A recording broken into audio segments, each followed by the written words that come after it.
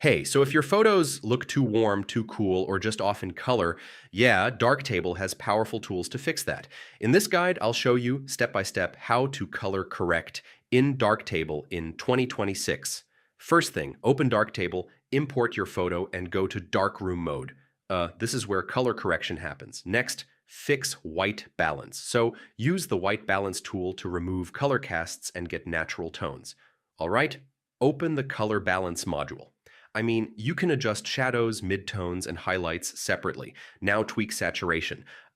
Increase or decrease it to make colors more natural or vivid. Next, use tone curve. So you can fine tune brightness and contrast in specific areas. All right, use color zones. You can target specific colors like skin tones or sky, and compare your result. Make sure colors look natural and balanced. So that's how you color correct in Darktable. With practice, you can get accurate and professional looking colors every time.